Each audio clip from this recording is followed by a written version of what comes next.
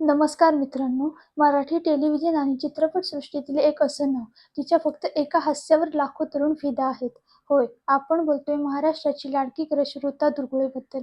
12 September 1993 रोजी मुंबईत जन्मलेली ऋता एका मध्यमवर्गीय कुटुंबात वाढली.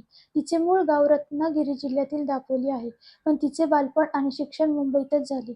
मुंबईच्या रुईया कॉलेजमधून तिने मास मीडिया पदवी पूर्ण केली. लहानपणापासूनच तिला अभिनयाची आवड होती. पण या ग्लॅमरस जगात स्वतःची ओळख निर्माण करायची हे तिला माहीत नव्हतं. कॉलेज संपल्यानंतर ऋताने लगेच अभिनयाला सुरुवात केली नाही. तिने स्टार प्रवाहवरील पुढचं पाऊल या प्रसिद्ध मालिकेत तब्बल 10 महिने असिस्टंट डायरेक्टर म्हणजेच सहाय्यक दिग्दर्शक म्हणून काम केले.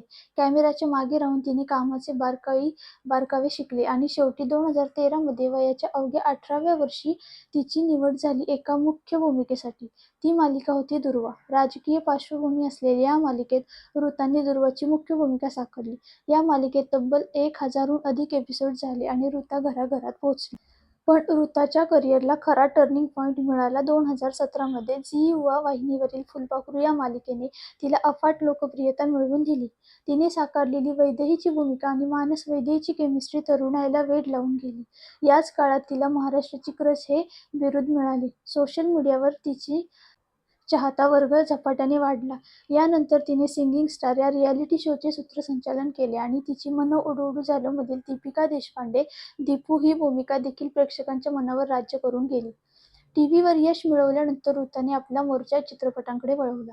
2022 मध्ये आलेल्या अनन्या या चित्रपटातून तिने मोठ्या पडद्यावर पदार्पण केले.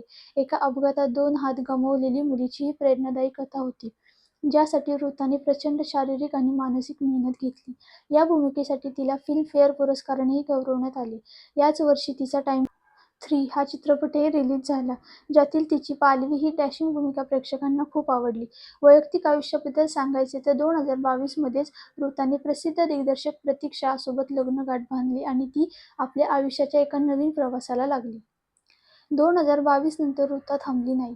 तिने सर्किट, कन्नी आणि 2025-26 मधील आरपार सारख्या अनेक वेगवेगळ्या थाटणीच्या चित्रपटांमध्ये काम करून स्वतःला एक अष्टपैलू अभिनेत्री म्हणून सिद्ध केले. एका सामान्य कुटुंबातून येऊन पडद्यामागची असिस्टंट डायरेक्टर ते आज मराठी इंडस्ट्रीची टॉपची अभिनेत्री, हा ऋताचा प्रवास प्रत्येकासाठी प्रेरणादायी आहे. तर मित्रांनो, तुम्हाला ऋताची कोणती भूमिका सर्वात जास्त आवडते आम्हाला कमेंट करून नक्की सांगा.